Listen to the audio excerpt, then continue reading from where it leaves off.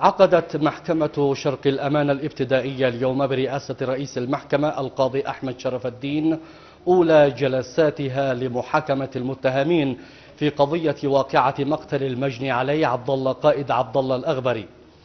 وفي الجلسة التي حضرها وكيل النيابة القاضي حمود إسحاق وعضو النيابة القاضي حسان الطيب، تم مواجهة المتهمين عبد الله حسين ناصر السباعي وسبعة آخرين بالتهم المنسوبة إليهم في قرار الاتهام.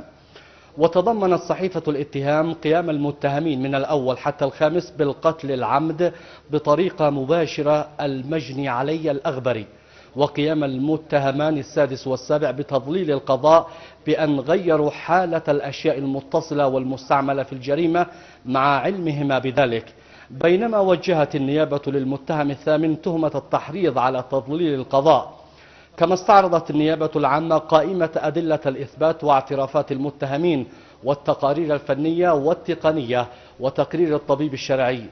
وطالبت النيابة العامة في الدعوى الجنائية الجسيمة بمعاقبة المتهمين من الأول حتى الخامس بالإعدام قصاصا وتعزيرا، ومعاقبة بقية المتهمين وفقا للإسناد القانوني بقرار الاتهام، ومصادرة المضبوطات المتعلقة بالقضية.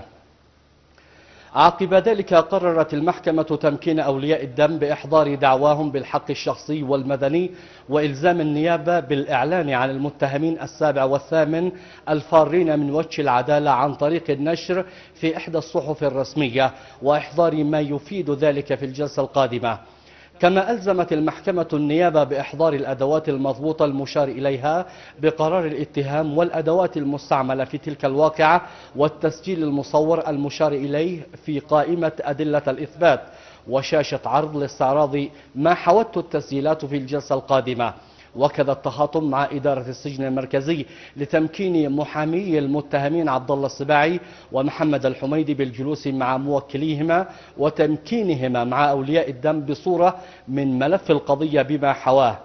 وقررت المحكمة التخاطب مع نقابة المحامين لتوفير محامين لبقية المتهمين للترافع عنهم كعون قضائي، وحددت الأربعاء القادم موعدا للجلسة الثانية للسير في إجراءات نظر القضية وفقا للقانون.